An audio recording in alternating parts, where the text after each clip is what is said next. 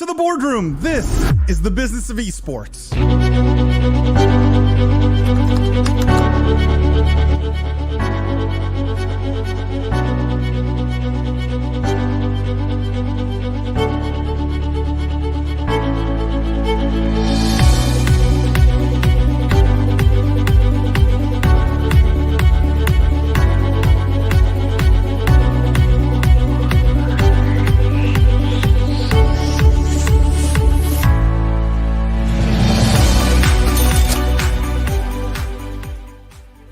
As the prophet of esports, I rely on trustworthy and meaningful data every day.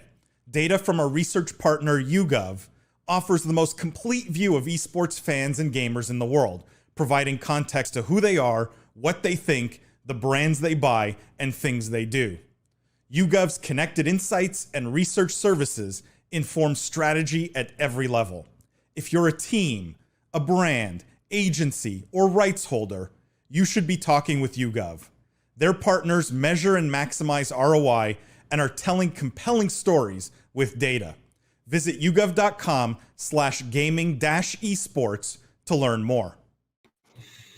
From the keyboard to the boardroom, this is the Business of Esports weekly news show.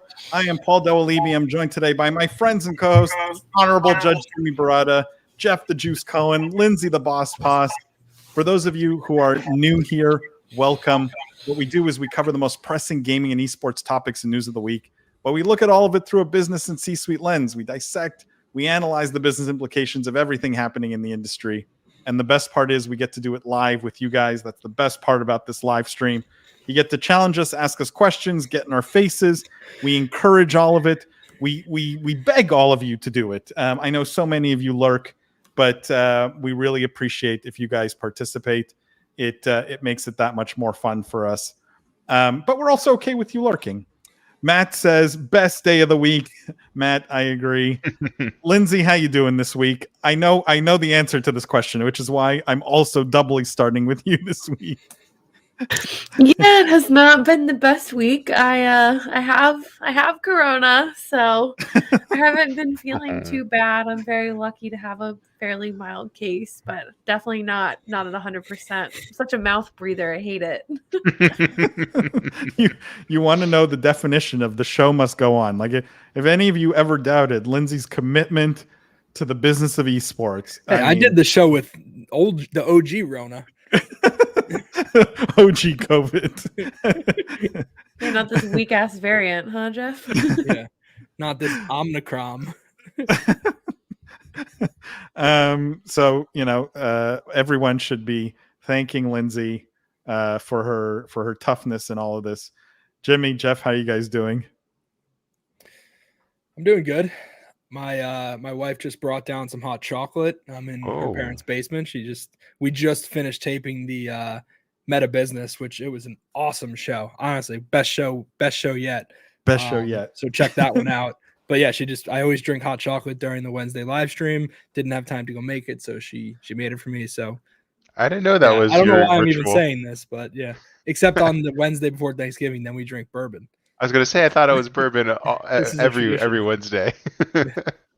I wish. I was going to say with the holidays, hot chocolate seems a little weak sauce here. What's going on? Yeah, there might be some Kahlua in there. Who knows? Michael here says, "Get well soon, Lindsay. When did Jimmy become an honorable?" I mean, Michael, he was always honorable, but officially, I think we finally settled on his nickname. For those who don't know, Jimmy's a recovering lawyer, and so we figured the Honorable Judge Jimmy Barada kind of fit, and you get the sort of the JJ alliteration. It was better, let's put it this way, than Thick Boy. Okay, that was the alternative, and it was not better, for the record. It is most definitely better than Thick Boy. Matt says, toughing it out for the podcast. That's why they call her the boss. This is true. And Antonio says, thank you, Lindsay, and get well soon. All the love for Lindsay. If you do love Lindsay, though, I will just say, make sure to go subscribe to Meta Woman podcast. Just search for it on any podcast platform. basically every single one. And hit the follow button, subscribe to it. It's a lot of fun. It's a great show. Lindsay, who did you have on this week? I actually haven't listened to it yet. This week I had on Chris Amaya. She's worked in the gaming industry a ton of different, Twitch, Unity. She even actually worked at Google Stadia. It was really fun to have her on. She started Latinos in Gaming, which is a nonprofit to get more Latinos into the gaming industry. So really cool, really interesting conversation. She had a lot to say about the job market and that kind of thing. So it was a really fun episode.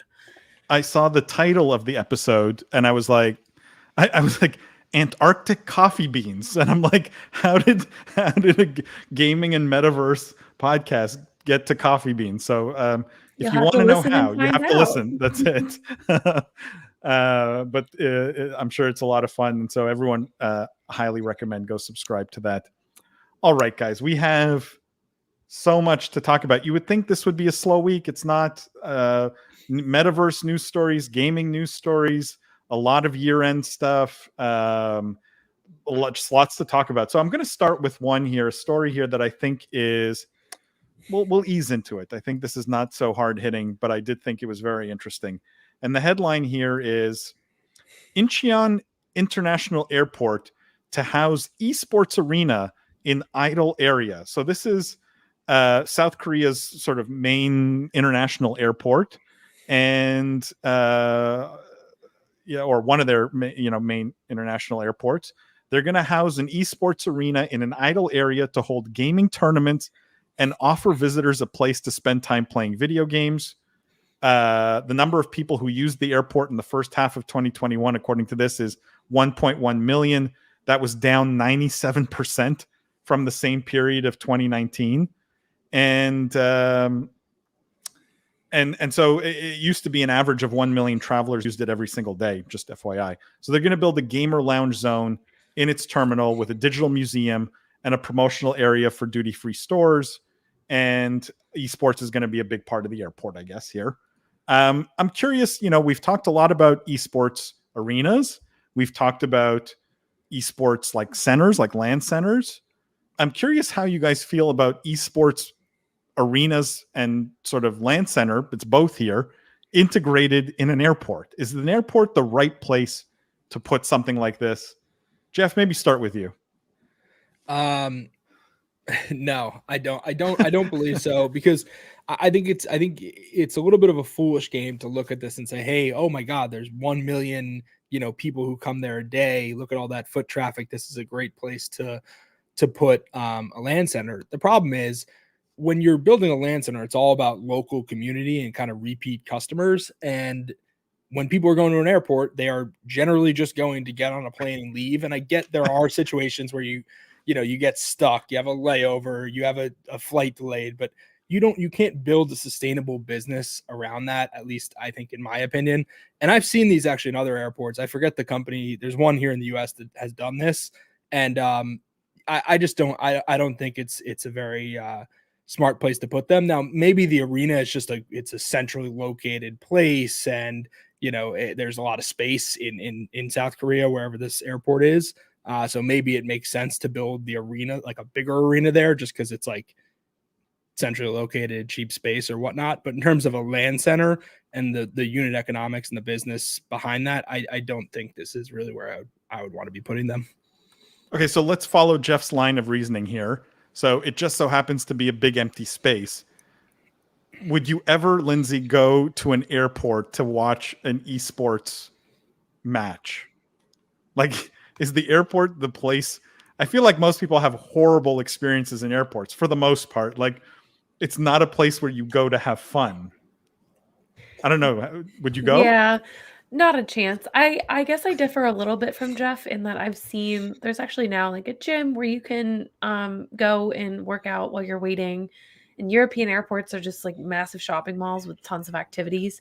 So I can see having like a gaming cafe or something a little bit less intense than this, and that being really successful. Like, instead of going to a bar and wasting time, you can go probably also grab a drink and play games while you wait for your plane. But when it comes to hosting events, no, I cannot imagine going to an airport and attending any type of event or tournament in the local area. It should be purely for people traveling, looking to kill time, in which case you do have a captive audience and could make something happen. Hardware Barbecue here says it's a waste of resources unless it's a posh business class lounge. True. He says maybe in South Korea. Hardware, this is in fact where they're building this. So it's at Incheon Airport, which is in South Korea. So you're right. If it makes sense anywhere, I mean, South Korea probably better than most. It says, "Oh, this is live. I thought this is a broadcast. This is a broadcast live the whole time. It's just the latest technology in broadcast where pre-recorded can respond to viewer comments." No, I mean, fundamentally, this is as bad of an idea as a sports stadium, right? Like in the sense that you're going there for some very specific purpose, and you're unlikely to go there hours earlier to play or right. Does anyone go to an airport like 4 or 5 hours before their flight to hopefully catch an esports match? What, Jeff? I said old people. Yeah. They're like, oh my God, we got to get there 3 hours early. International. Jeff saying that because he knows I'm one of those people. He and I are so opposite in our traveling. Jeff will show up like 5 minutes before boarding and not even freaking out, like stop and get a bagel on the way. For me, it's always a coin flip. I'm like, well, it's my life is in their hands now. We'll see what happens. If I make it, I make it. Have you missed very much flights? in your own hands. I have never missed a flight. And I've also, I mean, not to make this all about my airport habits. I get there, I cut it close. Hardware says, apologies, esports is not my forte. I review PC hardware for a living. Hardware, we love to have you. And the most popular segment of this show, believe it or not, is our gaming chair reviews. So stay tuned for that. We have one though. We do have one coming. Said no actual listener. Said no actual listener. Got to get through those whippersnappers. Yeah. Somehow I don't think the 60 plus crowd that's like getting to their flight 5 hours in advance is the audience for an esports arena. But just wait 40 years. just wait 40 years. That's the strat. It's a long-term play here. Harder says, oh Lord, gaming chairs, oh boy. Greg says, not a fan of the stadium idea, but a LAN makes a lot of sense. 30 years ago, Virgin Atlantic made a name for himself by putting gaming consoles in their lounge. I mean, I see it as a nice to have, right? Like in a lounge. I don't know, like Jimmy, I don't know if you were going to say something. I was just going to agree with Greg that the LAN part of it does make a lot of sense. And also, we're speaking to this being a little detached culturally.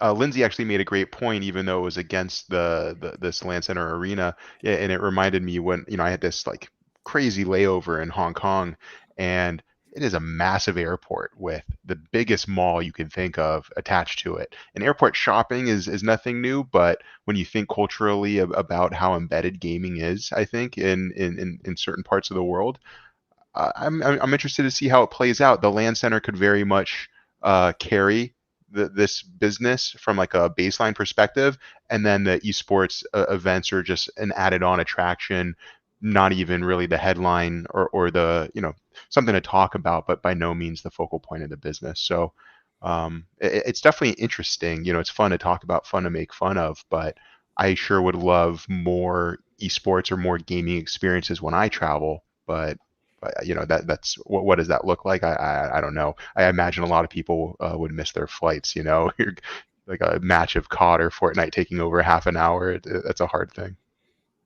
Hardware says, I wish they brought back LAN centers, but with arena style games like Unreal Tournament and Quake. Hardware, I mean, you're my new favorite person. I couldn't agree more. The world needs more arena style games. As an old Quake 3 arena guy, I could not agree more. That's the best comment. Greg says, did Jimmy get his glasses at the airport arena? These are my Black Friday edition Gamer Advantage, Greg. So I'm a big fan of these. Guys, just I want to put a second story next to this one. It's related, and that is again in Asia, and another sort of trying to fit esports into other things.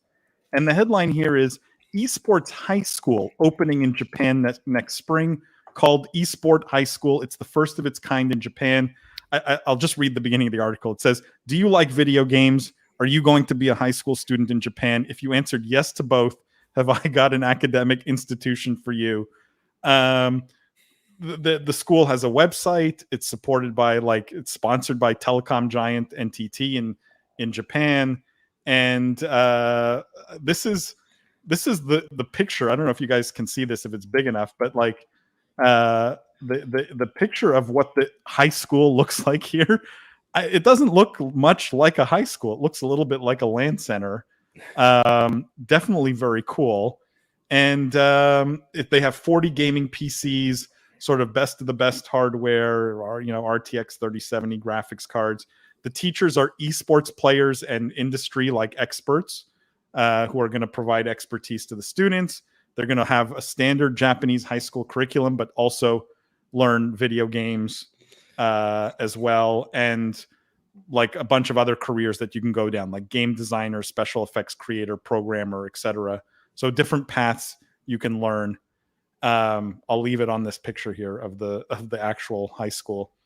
Do you guys like this, Lindsay? Do you like this better than esports in the airport? How about esports high schools, like pure esports high schools, right? This is not like your local high school having an esports program.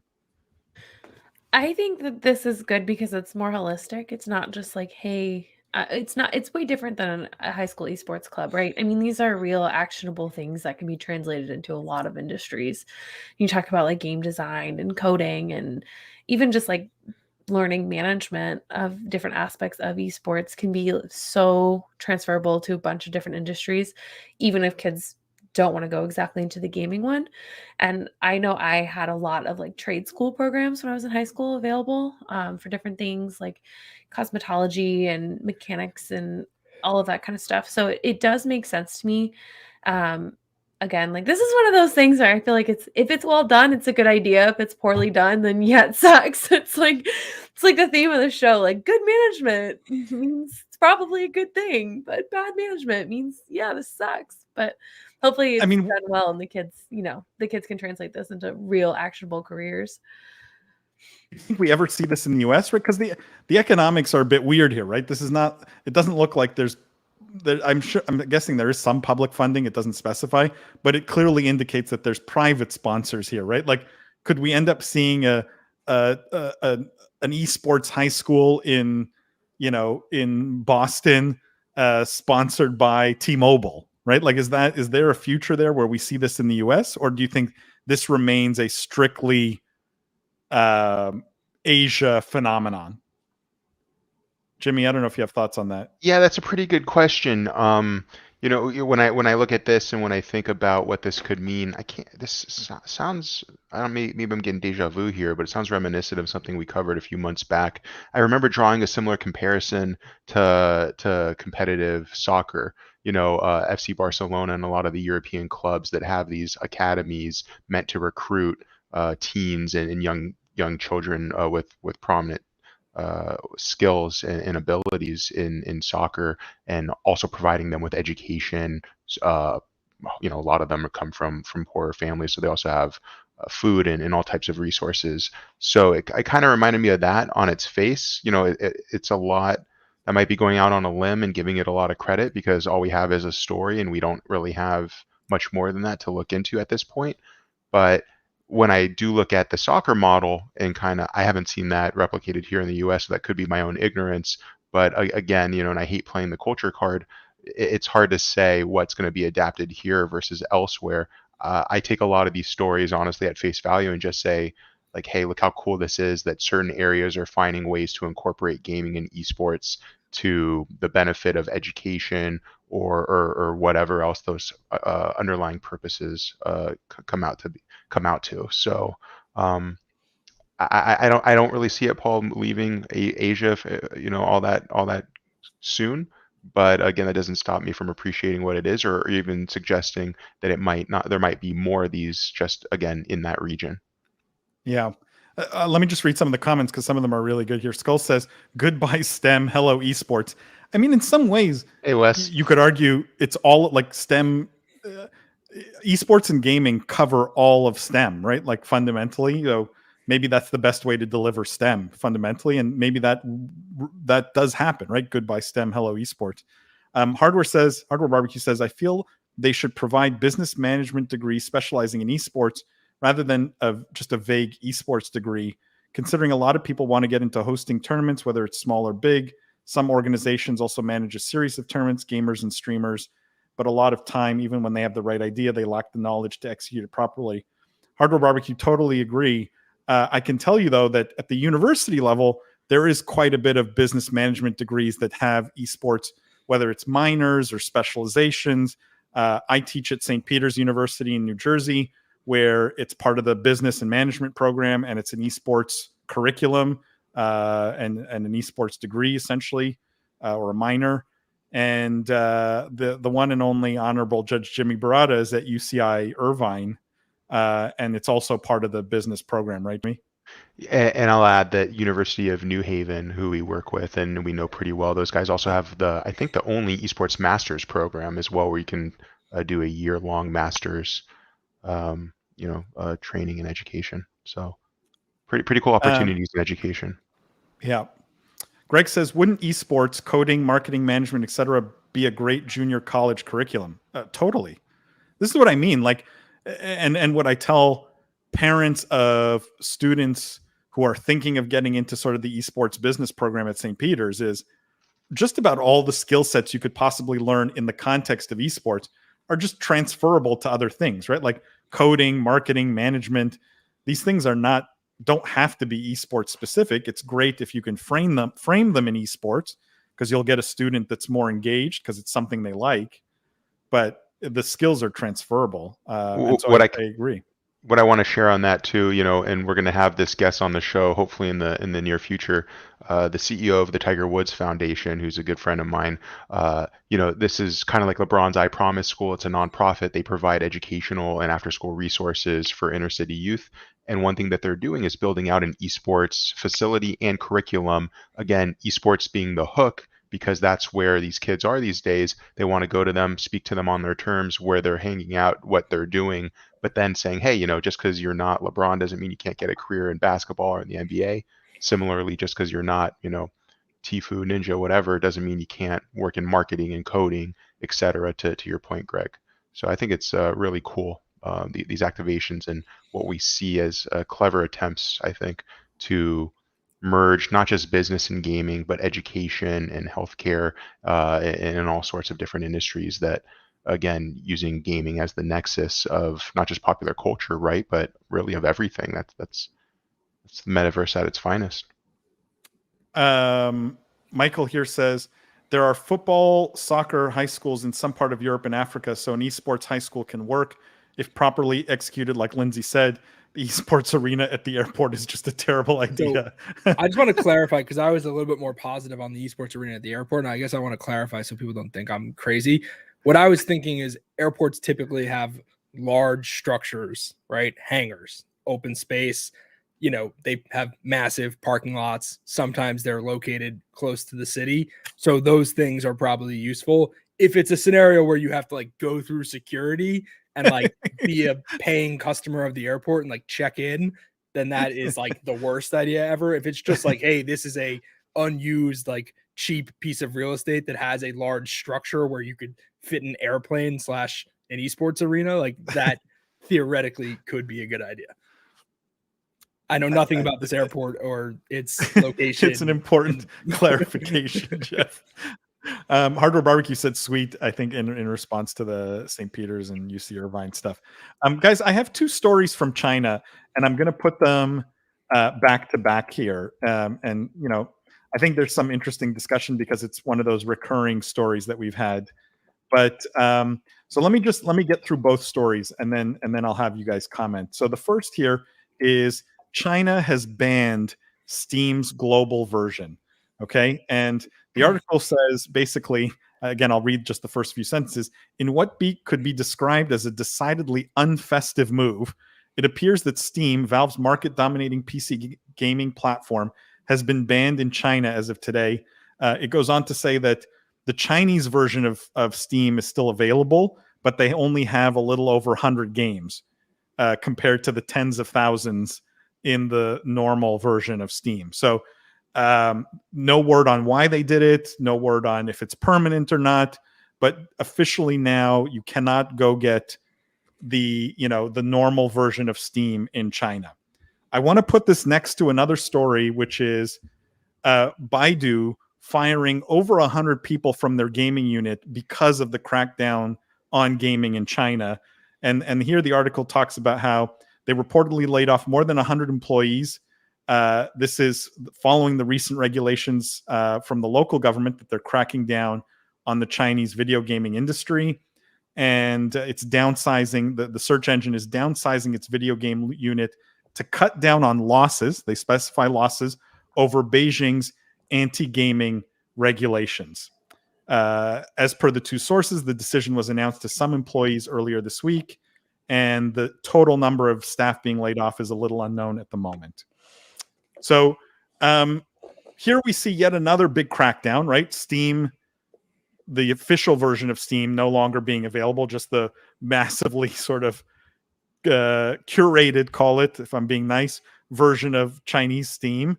And then on the other hand, in the same breath, Baidu, which is a Chinese company, Chinese search engine, laying off people as a consequence of these kinds of regulations. Lindsay, maybe start with you in terms of, where does this all end, I guess, right? We've covered Chinese regulation stories before. We've seen slowing in growth, right? We covered that last week, where growth in China and gaming was slowing as a consequence. Now we see layoffs. I'm just curious where you think this all ends. I've been sitting here asking myself the same question because I still don't feel like I even understand the strategy with doing all of this and taking a massively popular sector of your economy and just decimating it for what? Especially since historically, it's not like we've seen huge amounts of what would be considered threats or uprising towards the CCP. So and obviously that's from a completely outsider's perspective. It's just like, this isn't, I don't know, gaming just doesn't seem like the center of the revolution by any means. It's just a massively popular and exportable thing that China does well, and they're just taking an axe to it. I don't know where this ends, but when I think about it from a global perspective, I hope it shows other countries the importance of investing and doing smart regulation in the gaming industry at bare minimum. I think that this is a really good example of what not to do. And I do think it leaves a hole in the industry globally that can be filled by other places that have better regulatory environments and just as much innovation. So hopefully we can see some cool new stuff happen as a result. But I really don't understand the strategy or why. I'm not an expert on Chinese politics, of course, and maybe someone in the chat knows better than I do. I'm happy to learn more about that. But yeah, I don't know. I don't know where it ends. I mean, Jeff, can you, if you're Valve now, what's your response? What do you do? What can you do? I mean, if you're Valve, I'm not sure there's anything you can do besides play politics and maybe try to grease the palms of the right people, for being honest. But yeah, I mean, I do. Is there not a Chinese version of Steam though? There is. Okay, I said it only has 100 games though. Okay, but like at least they have that, and I can understand why China would want to shut down the external one because maybe it doesn't have the censorship and it doesn't have the all of what they're trying to do with the miners and all that locked down. So if you're Steam, you probably just you assume that a lot of the people that were on your external platform or your international platform will move to the Chinese version. So maybe it doesn't hurt Steam that much. I don't know. And in terms of Baidu, I'm not sure how big they really were in gaming. Like, I wonder if this is more them. Obviously, there's issues in that sector, so getting out of it makes all the sense in the world. But like, I don't think they really had a concrete gaming strategy, to begin with, that I'm aware of. I'm going to read some comments, and then I have another question on this for you guys. Hardware Barbecue says, what's fascinating is that in the middle of all this crackdown stories, there were some who said it's actually a DNS attack, but reliable information from that point onwards was very foggy. That's interesting. So it could just be a hack, and it wasn't China that actually banned Steam. I guess it's possible. He says, I guess Valve in China ran out of Steam. I'm unfortunately not in the studio, but I had the rim shot on my soundboard there. But that is deserving of one. Hardware Barbecue is my new favorite. Yeah. Hardware Barbecue's on fire tonight. Christopher the OG says, is here. Chris. The OG is here. Greasing palms, tried and true method. This isn't Vegas, Chris. This is China.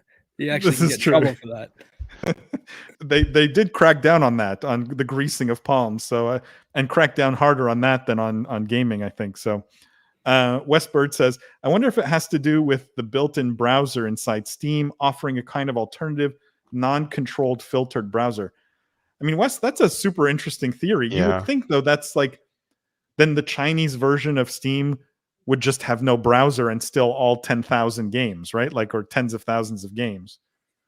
If that was the only issue, I would think. My question to you guys is, don't you think this fundamentally just hurts indie developers the most, who have no path to the Chinese market other than through like a Steam, right? Who don't have a big publisher that can distribute there. Essentially, other than punishing Chinese gamers and Chinese companies, essentially it punishes indie developers maybe more than anyone else. I mean, Jimmy, I don't know if you agree with that or disagree with that. I hadn't even thought of that until you mentioned it, and that kind of just clicked in my mind. Like, you think of some of the more popular games and who owns them or who's made them, especially in Asia, right? And you're like, okay, well, those companies are pretty dominant. So yeah, so who's hurting here? Indies for sure, and F's in the chat obviously for our Chinese family, right? That aren't going to be playing these games, all the users themselves. It's just a sad thing, honestly. I think, I know we're going to get into predictions later, but I think the rise of black market gaming in China for next year is going to be a big trend that we're going to start talking about, and clever workarounds, because you tell your kid not to do something, they're going to find a way to do it even harder. And we know the regulations there are a lot tougher than they are in other parts of the world, but we also know that certain strong-willed people and determined people are still finding ways to kind of crack through that wall. So more power to them in that fight. It doesn't look good, though. So Jimmy, you'll have to put that on your list of trends to watch in 2022. It's a perfect segue to mention, guys, that two things. One, the podcast episode that drops tomorrow is a lot of fun. We talked to Yevgen, who is from the software development world, has a company that builds software products out of the Ukraine for gaming and esports companies. And so there's a lot of discussion of hardware and software and the evolution of some of those things in the gaming and esports world. But I will mention that we are going to do a special podcast episode, Business of Esports episode, with the four of us you see here. And for the first time with the four of us you see here, because we've done this in years past. But talking about two things. One, all the big themes from 2021 that we're going to recap, and then all of our sort of predictions or trends that we're seeing for 2022. So definitely stay tuned for that. It will probably drop after the new year, but definitely keep an eye out for that. Make sure to follow us everywhere so you get news of when that episode drops.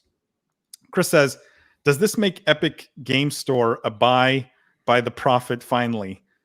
I mean, it's a good question, Chris. Are they in China? I don't think they're available in China. But like fundamentally, if they're going to ban Steam, I don't know. They don't seem to be being friendly. Like it's not like they're being particularly friendly with any Tencent companies either, right? Like they haven't shown to play favorites.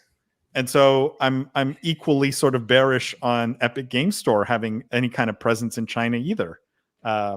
Maybe the Tencent will grease some palms, but it doesn't seem like that right now. Chris says unless they got banned in China too. Yeah, I don't know if they're available in China. I don't know if we have Chinese viewers or listeners, but definitely curious if it's available there because I actually don't know. Well, we know All they right, got guys. rid of Fortnite in China, right? So, True. guessing if Fortnite wasn't popular, Epic Game Store probably isn't either, because that's most of their user base anyway. But again, it shows that sort of Tencent can't influence the will of the Chinese Communist Party, right? Like, even as big as Tencent is and as important as it is to their economy, even that is not. They're not immune to these regulations at all. All right, guys. This is a good point. I think we got to do everyone's favorite weekly segment. For those of you maybe who this is your first time here, of course, the business of esports, world leaders in bringing you the most sort of in-depth analysis, business analysis, and insight when it comes to gaming and esports news. But maybe what you don't know is we are also the world's premier reviewers of gaming chairs. And we've got another Secret Lab chair this week. Secret Lab, like literally probably the last 4 or 5 weeks, have had an entry that we have reviewed. And this week, guys, I'm curious what you're going to think of this one. It's Secret Lab celebrates Pokemon with Pikachu and Charizard gaming chairs. So it's 2 chairs this time compared to the one Witcher chair last week. There's a Pikachu one front and back like this. You guys can see it. And a Charizard one front and back on the chair. And they're, new special editions. It says it's to celebrate the 25th anniversary of Pokemon Red, Green, and Blue. And, no surprise that they picked Pikachu and Charizard here. So, Jeff, I know this is your favorite segment. Where does this stand in the pantheon of gaming chairs? I think you this like is this better than the Witcher one.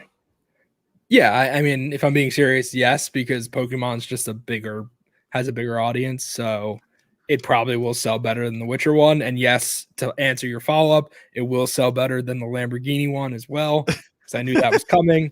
Yeah, I mean, I think that these are I like the ones with a little pizzazz. I'm not sure how excited I can get for another just slap a logo on a chair kind of thing. Lindsay, Hello Kitty or Pokemon? Hello Kitty or Pokemon? Which one was the winner for you? In the rankings, it's definitely Hello Kitty first, and then Pokemon, and then The Witcher. And that's only because, like Jeff said, this chair isn't enough. If it was like a full-on Pikachu and Charizard chair, we'd be having a different conversation. Yeah, let me sit in Charizard's big-ass lap, like breathing fire over my head. Like, that's the kind of thing I can get into. Or like make it a Pokeball, and you can close yourself into like a little sleep pod, and like it opens up, and it's like a Pokeball. And that exhausts all the Pokemon references I have. But yeah, I mean, that would be a lot cooler. Matt says gaming chair review time. These are kind of lame. Just put like a Pokemon on a black chair. Not much effort or thought. Someone else could have done this way better. It's Pokemon's 20th anniversary. This is the best they can do. I will say, I sort of agree on this one. As much as my nephew loves Pokemon, and I don't want to sort of rag on this because I don't want to upset him. The Witcher one was way better. It was more thought out, right? It had like the sort of faux leather sides. It looked a little bit, felt like armor. This one, I agree, Jeff. They could have done more with this. Also, why only you 2? guys put it high. How is that so hard? Like, are they pre-printing and manufacturing these that you can't do it that quickly? Where you can, there's so many Pokemon. I want to choose the one I want. Where's my Bulbasaur?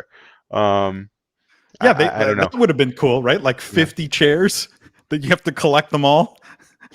I like Secret Lab, but this is not the best effort, and it's a shame because this is one of the stronger brands that you could have done something with, right? The potential was there. It was just completely, I don't want to say completely missed, because I'm sure it'll sell great, and they, I'm sure they're comfortable and they look cool enough. But the Lambo chair to me is a more innovative, with that same synthetic suede that they use. I would rather have that. I'd rather have their standard Batman logo one, just because I like Batman personally more than Pokemon. So to Matt's point in the chat, like 20th anniversary, and this is what you got. Okay, so hold on, guys. I knew none of you were going to be a fan of this. All right, I knew it.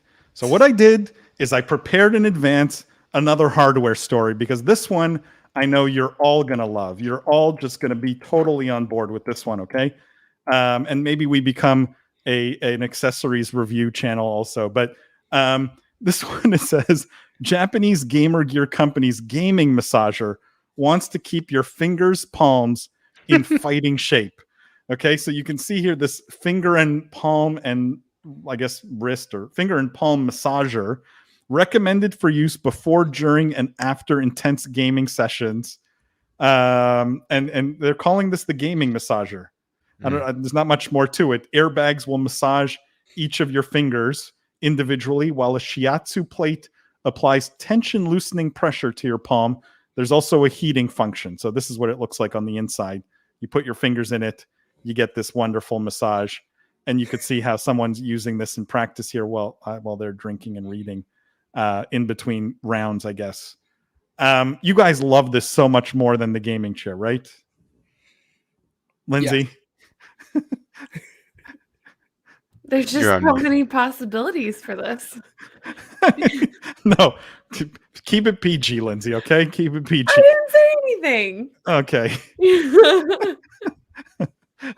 Jeff, are you buying the gaming massager? I personally, I don't know, but I think this is innovative.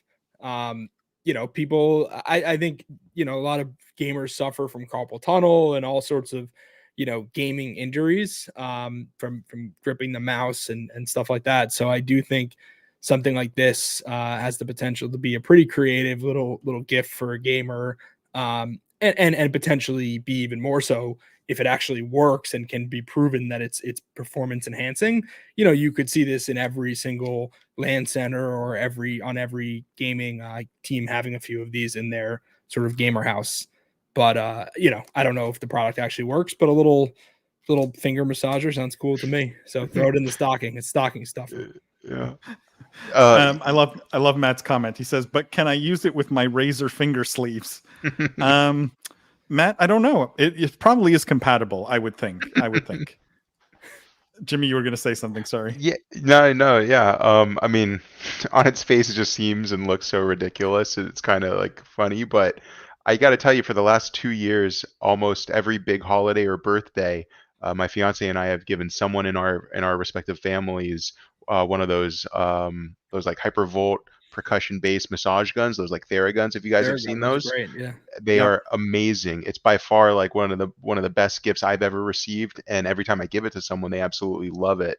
And all I have to say is, don't knock it until you try it. And Jeff made a great point with carpal tunnel and some of these other issues that it just kind of seems ridiculous, but I feel like as a gamer, if I had one, all I got to do is use it once and see if it actually makes a difference, if it does loosen my hand or just relax me in any sense, and you'll probably stop laughing pretty quickly. So it's one of those stories you like to make fun of, but they're probably going to do really well.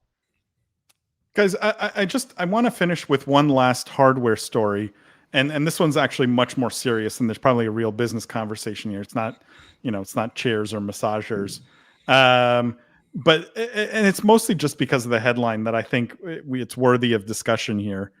Hold on, before I get to that, I have to read Chris's comment. Chris says, "Nothing I say about this will be interpreted properly." Chris, we know how what you mean, though. That's the important part. Greg says, "This is a product you can see at Sharper Image." That's true, actually. You probably can get hand massagers. No, this next story, again, a hardware story, but maybe a bit more serious. And I think you'll see where I'm going with this, guys. And the headline here is Fanatec's Podium BMW M4 GT3 sim racing wheel sells out in minutes. Nice. So this is Fanatec and BMW M Motorsport. They teamed up to create a sim racing wheel. You can see it here. It's identical in every way to the real world wheel in the new M4 GT3 race car. It's sold out until September 2022. That's almost a year out, just to be clear. Pre-orders began, a few days ago. Basically, it sold in minutes. And the original pricing, they were saying might be around the €5,000 mark. But when pre-orders went live on the 20th of December, it was priced at $1,400 US, $1,399 US. And it sold out in minutes of it going live. You can see a good picture of the wheel here. So $1,400 sim racing wheel, just the wheel, to be clear. And the business question I have for you guys, because that's what we are. We're a business podcast. When we're not doing chair reviews, sim racing we've touched a little bit on a few times being hugely popular very recently, right? Is this like when we're trying to ascribe what are the reasons behind the success of sim racing, right? The reasons behind a $1,400 wheel, that's not a cheap wheel, just to be clear, selling out in minutes and being sold out for the next year. Is this pure like COVID? We're locked at home. We can't go out and race our cars. Is this a bigger trend around sim racing where, people are massively maybe underestimating how big that segment of the market is going to be? Like what are the root causes here in your mind, business reasons that we're seeing things like this where, again, you have a very pricey item. This is not cheap. That's the price of some people's entire gaming PCs, where just a wheel is selling for that money and selling out massively quick. Jeff, I don't know if you have thoughts on this. I don't know. I mean, it's hard to ascribe. Like, I guess I'll pass it, Jimmy. I mean, this is one of those where because I was thinking about it. Someone said you could do that. You can do that when it's your own show. I don't know how big of a trend I want to ascribe to this, because what I was thinking of was that video I sent you guys of Max Verstappen and how he was talking about how he's such an avid sim racer, and kind of I was wondering if there was a bigger point to say, but then I was like, well, I don't really know much about F1, so maybe I shouldn't actually bring it up because you guys are the F1 experts. But that's kind of what I wanted to bring up, was just how there's such a crossover between the actual sport and kind of the gaming and the esport that maybe it leads people to actually spend a lot more money, kind of similar to golf, right? Like golf is a hobby where people play in the sport, the people watching the sport, it's very similar to the people playing the sport, and you see a ton of spend there. Can I ask a question and frame it in something where I think you do have a lot of knowledge because you followed these companies, right? If we look at other sports games and how they perform, whether it's Madden, by the way, rest in peace, John Madden passed away yesterday, Madden or NHL or FIFA, right? In the context of sports video games, do we see sim racing being as big, 10 times bigger, 100 times bigger, 1/10 the size? Like where is the trend going? Because the spend and do you differentiate between game sales and total spend? And does that change your opinion? No, I don't think I would differentiate. If it's a peripheral, obviously the margins are different and stuff like that because it's hardware. But I don't think I would differentiate it from just evaluating the overall TAM or the industry, just because it is spend dedicated to that one specific title or that one kind of genre.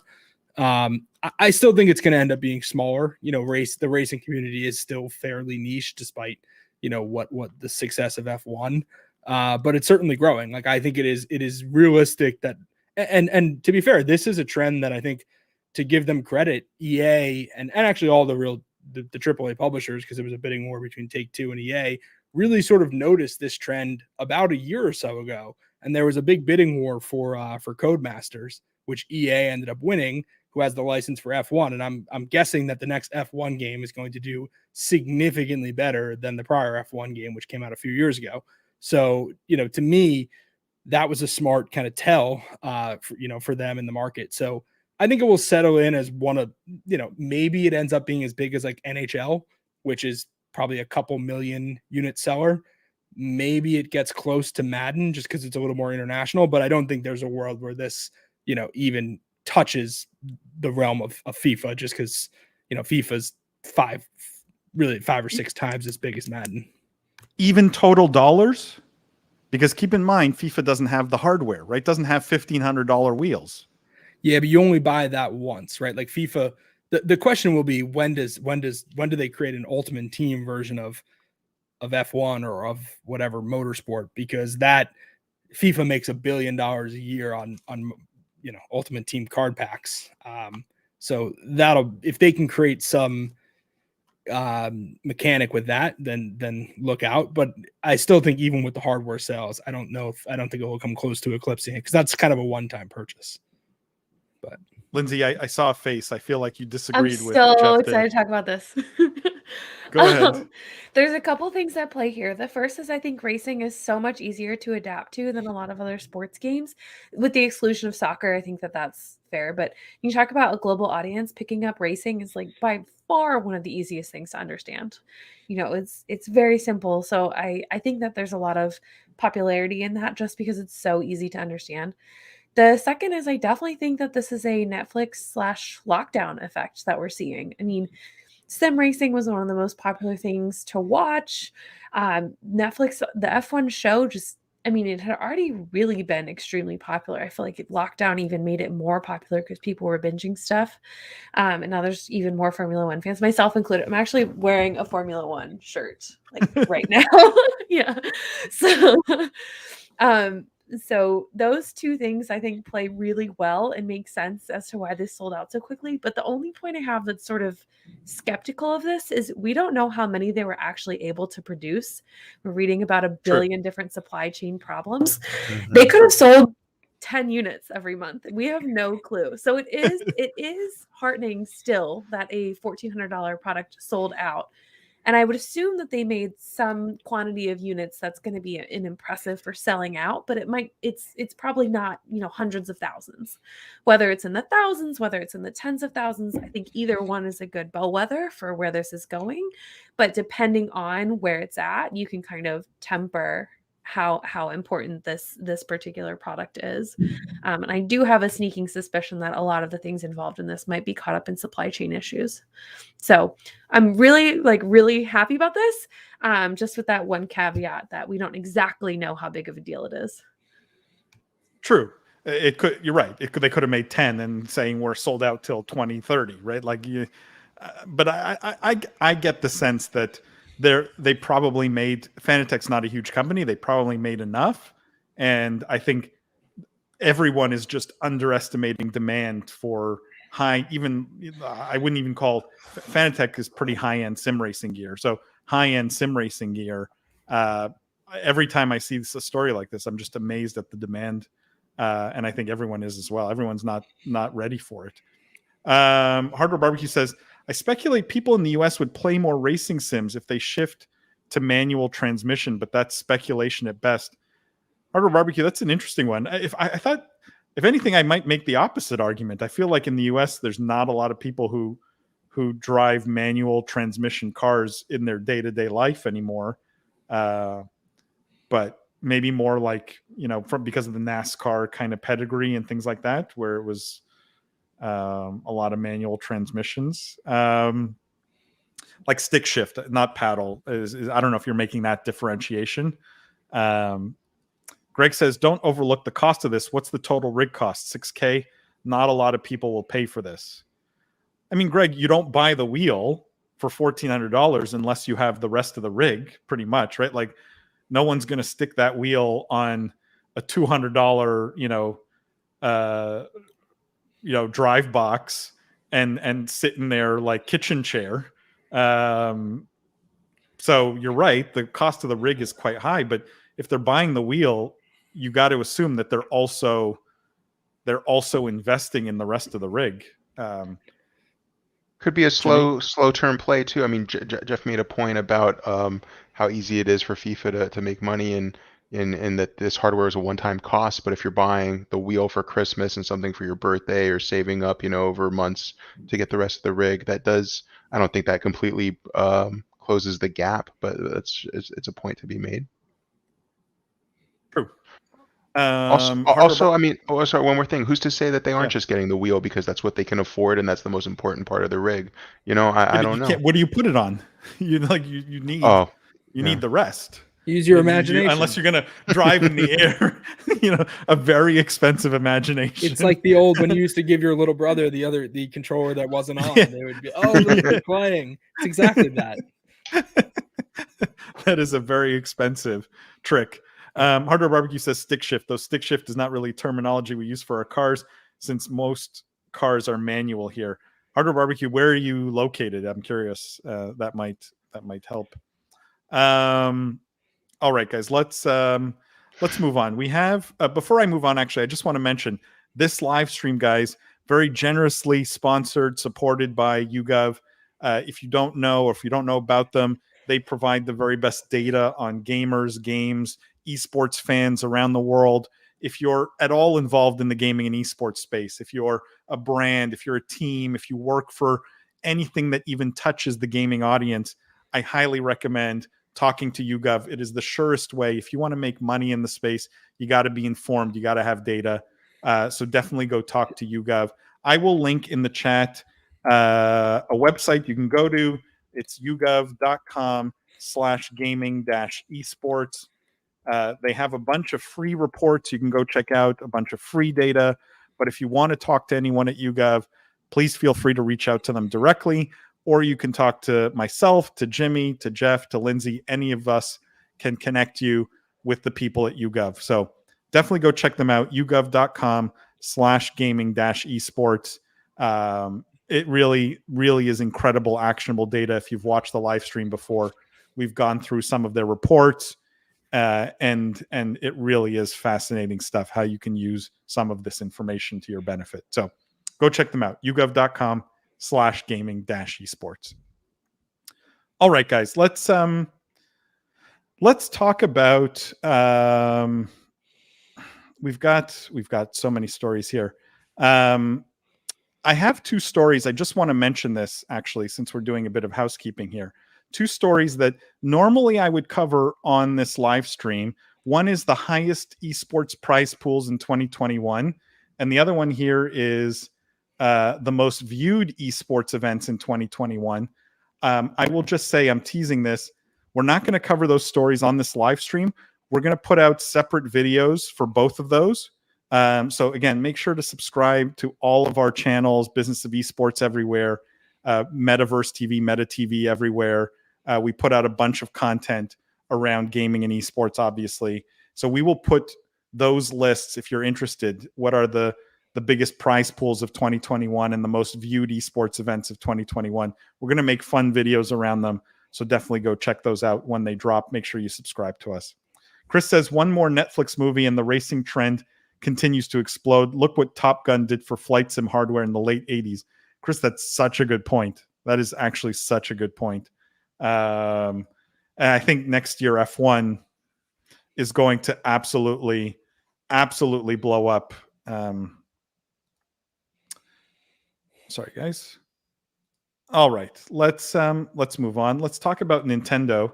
I think we mentioned this, guys, at some point, maybe last year even, but it seems to be consistent. And this is talking about Amazon's bestseller list for 2021.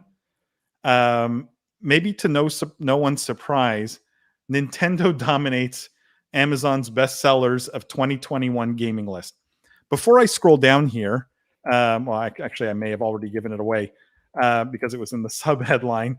But can you guys guess numbers 1 through 10 bestsellers on Amazon in the games category, what they were? 1 through 10. I need like a multiple choice. That's a tough 1 through 10.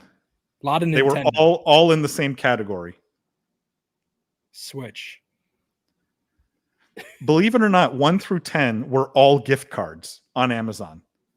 Okay. The number 1 through number 10 bestsellers, okay, in that Roblox. category were like eShop, Nintendo eShop gift cards, Steam gift cards, like Fortnite V-Bucks. Fortnite gift cards, Twitch, like you name it. It was all gift cards, number 1 through 10.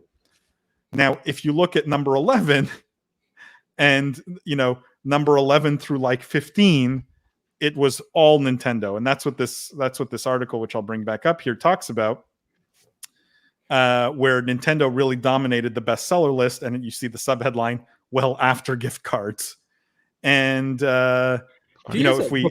Can I actually just cut before we get to that part, do you guys have a reason why you think that's the case, the gift cards? Because I clearly don't think it's because people are gifting these. Like, is it like kids use their parents' Amazon account because they don't have a credit card tied to their, whatever console? I think that's my explanation. Do you guys have a theory? Because that is kind of crazy. Well, it's a good question. Jimmy, do you have a thought on that? Why gift cards? Do you guys want to see the list? I was Yeah, going to bring let's it take up. a look at it if we're going to analyze it. So here you have PlayStation card number 1, Xbox card number 2, Nintendo card number 3, then another PlayStation card, then Roblox 5 and 6. Actually, sorry, this maybe got updated from after that article. Ooh. Quest number 7, Nintendo Switch memory card, then PlayStation gift card, and then 10 is like a headset. So if you take hardware out, it's all gift cards, I think. Yeah, other than the sort of the memory card for the Switch. And then you look at 11, Super Mario World, and then Just Dance for Switch, Nintendo Switch Pro controller. Like you have to get to 16 because 15 is for an accessory for the Switch. You have to get to number 16 to get something that's non-Switch. But then again, Switch, Roblox, Switch, right? Switch. You look at sort of the top list, Switch here. Very dominated by Nintendo from a games perspective. So let's come back to that first question, which is why gift cards so dominant, Jimmy, in your mind? I thought that was a good point, Jeff. These kids that don't have credit cards, and that's the only way they can buy things from the shop. Maybe they do have access to their parents' App Store accounts, Amazon accounts. What I noticed was PlayStation and Xbox not super heavy on that list. Maybe a little bit here and there. And when I think of PlayStation and Xbox, they were number 1 and 2. Just to be clear, in terms of gift cards. That's what I wanted to scroll back up. Sorry. Okay, so I missed that part. Okay. Yeah. If you look, the number 1 and 2 is a PlayStation gift card and an Xbox gift card. Right, but other than that, oh no, PlayStation was also number 4 right there. I think you just showed, right? Yeah. No, that threw out what I was going to say. Is the prevalence of Switch of the Switch items because people tend to buy like physical, discs for Good Switch point. because the memory, and most people who buy like an Xbox game just buy it on the Xbox store. You wouldn't buy a physical disc typically, just with penetration of digital. Like, is that possible? I've never had a memory problem since going digital, honestly. With Switch? But I offload games that I'm not currently playing, and then you can always re-download them. So maybe that's why. But I would see a lot of people that would want to own the game. Jeff's point is a good one, though, in the sense that, like, I'll just speak for myself first of all. In a portable gaming device, the physical game is actually quite handy because you're not dependent on an internet connection. Like if you go somewhere and there's no Wi-Fi there, right? Like I want to go sit on the beach and play my Switch or something, right?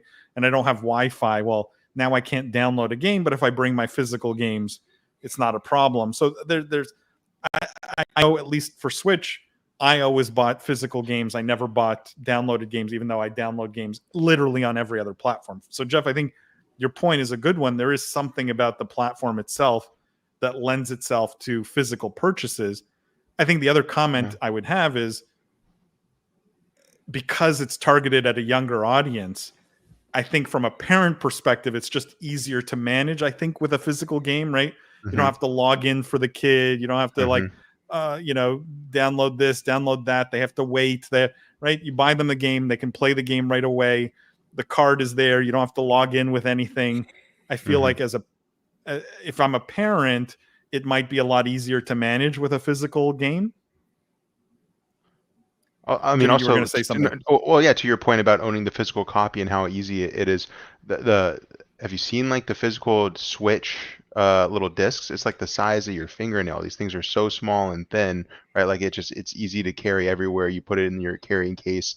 Like we all probably had those carrying cases for like PSPs and I mean I had a Game Gear that ages me significantly. Like if you guys remember the Sega Game Gears, with like the original Sonic on it. But like all those cases always had little slots for your portable memory cards or your portable games, and the Switch one's super easy to carry. So that makes a lot of sense, especially for like traveling as big families on the airplane or in hotels. Yeah, that makes a lot of sense. It's actually Lindsay, funny because I do the exact opposite and buy the online game because I get so annoyed at forgetting all the little discs when we travel. But to your all's points, I mean, I asked for gaming gift cards for Christmas. I think it's just way easier to get a gift card than it is to try to buy a game for someone else. It's just such a personal decision that's hard to make. So even for people who are older, getting gifts for friends or relatives, I think is just the easier way. They also go on sale quite a bit, which makes a difference. It's just a little odd, but if you can, buy something for $9 that's worth 10, it's usually pretty worth it. I don't know how much that played into it, but like Target this year had 5% off gift cards. Kind of weird, but it's essentially a reason. It feels like free money, right? Like that kind of thing. Greg says gaming gift cards are a major sales item. I tried to buy some over the holidays as gifts and could not even get any. All sold out, especially Roblox and Fortnite.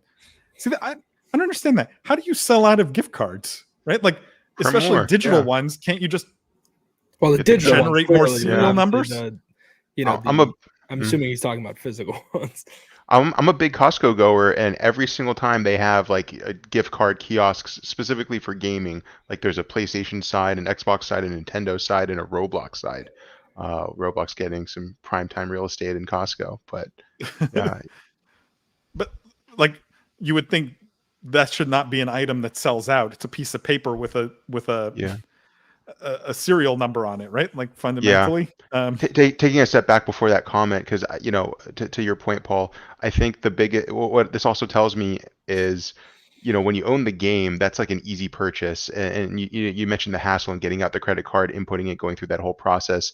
I think the bulk of transactions are those in-game micro, purchases, the skins, the whatever, the unlocks, and that's real. The game is a one-time purchase. Like that's not so much of a hassle if you're buying your kid one game for them to play for the next month or two, or Fortnite, right, which is a free to play, and you probably don't even need to put in any payment information to download that. It's really these kids wanting to buy skins every month and other in-game purchasables. I think that's what it comes down to. Yeah. Greg says gift cards are a gift all kids will use and avoids giving a product that they won't touch after opening it. I mean, that's assuming that they make the right purchasing decision with the gift card after the fact, I guess. But yeah, I see your point. Like you can't mess up that gift, I guess. There's nothing you can give there that will get returned. Hardware Barbecue says, I think if they made collector's item version of physical gift cards, it may tempt people to not just use them. Physical cards have that retainable charm that online copies don't. What about NFTs, guys? We like. Isn't this? Why is no one doing NFT gift cards? Jeff, I think right? I think we're overlooking the amount of people that are using gift cards for money laundering too. That's got to be like a huge percentage of this business, like massive. Hardware Barbecue says actual gift if the physical card is something with a unique or rare artwork. I mean, you're making the case for NFT gift cards here, Hardware Barbecue. We've really gone off the rails here with this. All right, guys. You want me to bring it back? I will bring it back here. Yeah. All right. Okay, let's talk about Tesla. Tesla in the news. Tesla. It's like Roblox. Roblox. Play my Roblox and my Tesla. Wait, how do you say Tesla? Because Paul's saying Tesla. it with a Z instead of with an S. Not Tesla. That's Jeff's point. Oh, that's so close. Tesla. There's not one as bad S, as Roblox. not two. I don't know what you guys are talking about. Check your basic English pronunciation here. Hey, I'm sticking up for you. I'm going to take it back. Not you. I'm talking to the juice. Juice is gonna juice if you juice. That goes on a t-shirt. So the headline here: Tesla to restrict in-car gaming following federal probe. The National Highway Traffic Safety Administration this week opened an investigation into a feature it said may distract drivers. So Tesla is going to be restricting access to the games available in its vehicles, disabling a feature that allows people to play games on a front touchscreen while driving, according to the top U.S. auto safety regulator. I mean, is this the death of Tesla as a gaming console, fundamentally, right? And now we're regulating gaming in your car? Is this one step too far, Jeff? No. I just don't know if we're there yet with this technology. I love the idea of us gaming in our cars while the car is driving and we're not paying attention to the road. I just don't think self-driving car technology is there yet. And I think this is an instance where I'm glad the government comes in and creates a regulation so you don't have people in a Tesla playing Mario Kart and then all of a sudden it's like the car just smashes into you because they didn't pay attention at all. Like I don't think this says more to me about self-driving technology and where it is today versus anything to do with gaming, in my opinion. You can't make fun of Tesla and then say Mario Mario, by the way. Like, I'm sorry. All right, I'll own that one.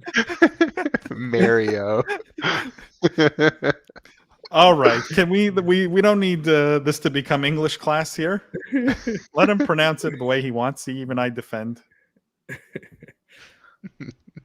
Jimmy, thoughts on Tesla? Step in the right direction. We talked about this Really? 2 weeks You ago guys when it like came out. this?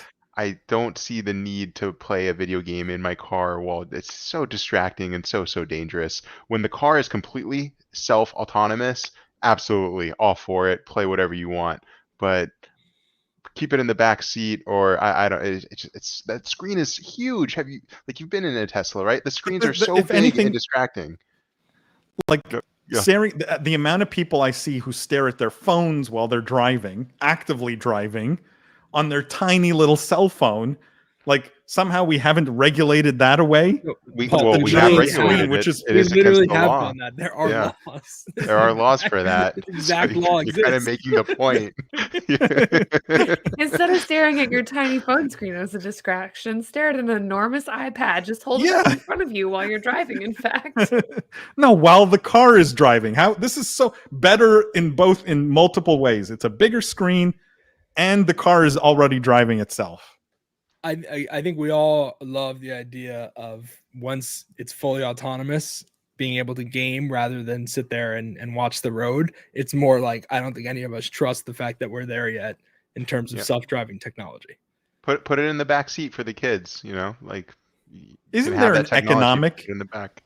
and business solution? What if the feature charged you by the minute to offset the risk? Right? That's the capitalist in you. I love that. Anything can be a market. So it's like almost like a carbon tax, but a self-driving gaming tax. If you pay enough, you can kill someone while you're not paying attention playing your video games. No. That's not That's exactly what it is. That's not what I love that. said. I didn't say you could kill someone, but like if the car bumps into the car in front, you've paid into sort of like an insurance policy for the car because it's not you driving. All right, you guys, not real capitalists. $4.60 towards that fender bender. So someone in chat appreciates the capitalist in me. Greg says you can still game while you're charging, which is its real use. I mean, Greg, I continue to believe the real use was so that people could get away from their kids, like go in the garage and play.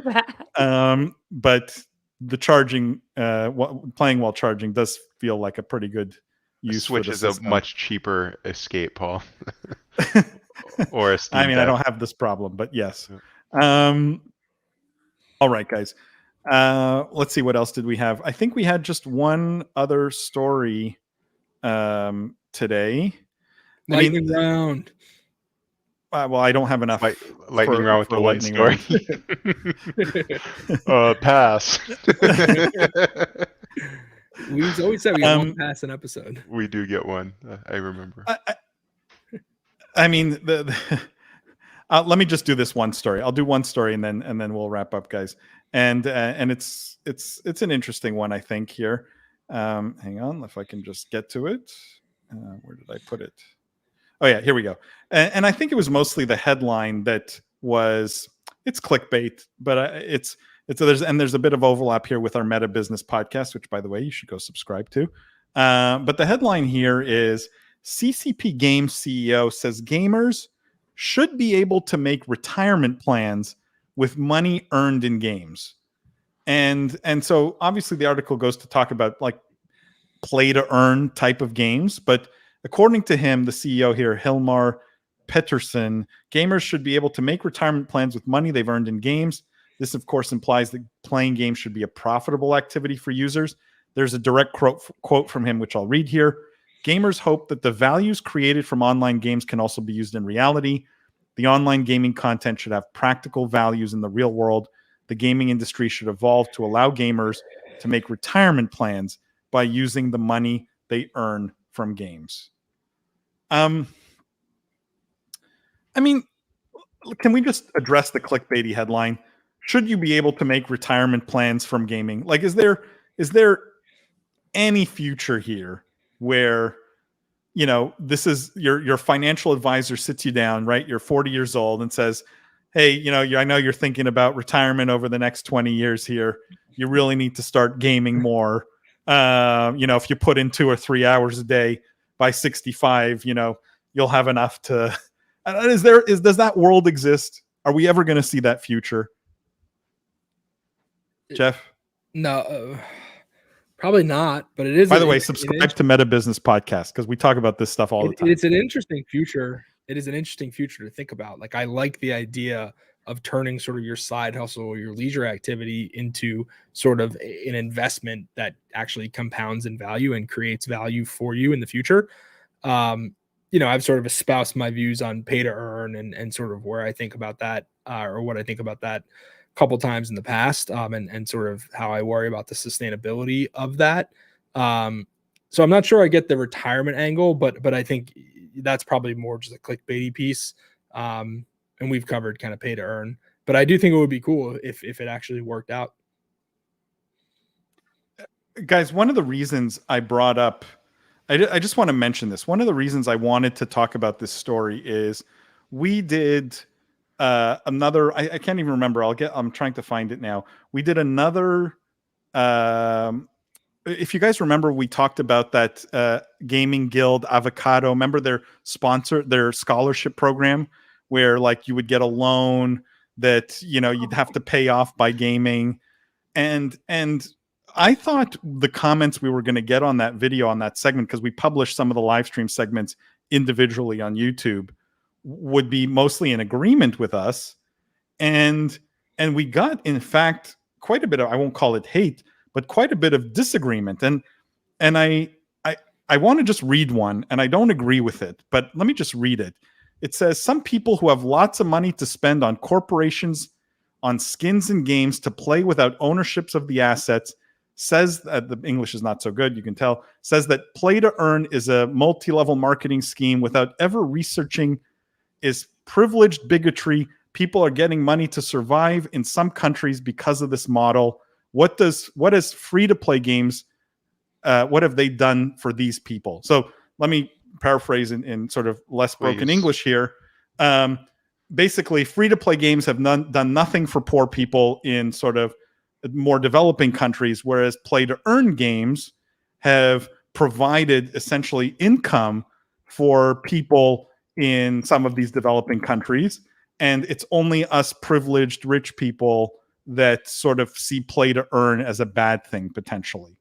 Now, I don't want to get political here because we don't do that on this show, but I'm curious, you know, if this guy's not the comment, the original article's view that this should be a retirement plan. Is there a world where it's a retirement plan, maybe not in the West, but in some other countries? I don't know. You know, maybe are we being too sort of narrow with the discussion? I mean, I guess not to get into the nuts and bolts, but I think one of the issues with pay to earn is that when we call it a multi-level marketing scheme or a Ponzi scheme, it's not to denigrate that these people are doing this or you know, anything like that. It's because the mechanics of it are literally exactly the same. The only way that these economies can really sustain themselves is if you have an influx of new players coming in and buying the assets, right? Not everyone can be making money by definition. It's just like you can't have an economy where everyone is making money and no one's putting money in. So I just don't know about the sustainability of these games is my kind of concern more than anything else. Like I love, and taking a step back, my other thing is then what you are describing is a digital job, which again, I'm not saying I'm not in favor of that. I just think we need to categorize it as a totally different pursuit and activity where it's like having a digital job is fine. You could argue most of us at this point in the pandemic sort of have digital jobs where it's like we don't all always go to a physical office. We're working on computers, we're video chatting. So it's like there's nothing inherently wrong with having a digital job. but it's not a leisure activity. It's not, you're not doing something for fun. So I think it's just, we have to separate those in our mind. And then I think we need to have a very, and I think the play to earn industry has to have a very frank sort of intellectual discussion with itself of how sustainable these mechanics are if everyone is treating it as a digital job, because by definition, I don't think that's possible. If anything, too, where I worry about for like more developing countries where maybe play to earn is catching on stronger is there just seems to be a lot of opportunity for exploitation. There seems to be a lot of opportunity. Like, we can't also ignore, Jeff, to your point, is that like this is not just free money being created, for everybody who just logs in. That's not how the economics of these games work. There will be people who lose and there will be people who spend, right? Fundamentally. And whoever's earning is on the back of that. And so I don't think it's not a free ride or a free lunch for everybody.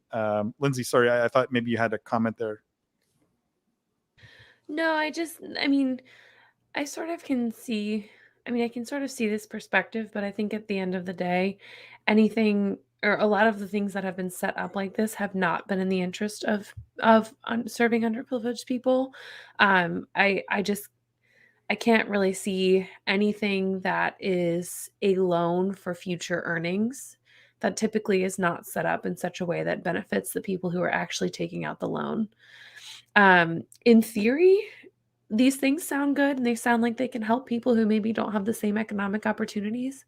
But in practice, I haven't really seen that work out in the same way. So it's interesting to hear that perspective, but I think it also, I don't know, I'm just extremely leery of those types of situations because they don't typically seem to work out. Yeah. Hardware Barbecue says WCCF Tech has a very decorated history of being clickbait, not very reliable. Hardware Barbecue, that is true.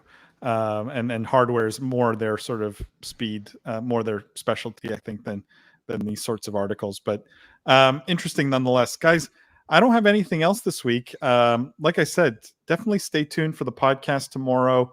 Go subscribe to Meta Woman and Meta Business, 2 new podcasts we're putting out with Jeff and Lindsay below, respectively. And I think you guys will like them a lot. Also, make sure to follow us, guys, everywhere. Business of Esports. We're going to put out some end of year / new year content, including the couple of lists which I mentioned, and our predictions and sort of recap of 2021 and predictions for 2022. So stay tuned for that. Follow us everywhere: Instagram, Twitter, LinkedIn, YouTube, TikTok. Did I forget anything, Jimmy? Basically everywhere. Grizzle. Twitch. On Twitch, actually, yeah. You guys might have noticed that we started streaming on Twitch this week after sort of a little bit of a test last week. So it's officially sort of our first week there, and always appreciate the follow there. But that wraps up this week's weekly news show, guys. We do it every Wednesday evening, 8:30 p.m. Eastern time. Tell your friends, tell your family. We loved having you all here. Thank you so much for coming. And we will see you guys, all of you, next week. Happy New Year to everyone. See you next week. Happy New Year.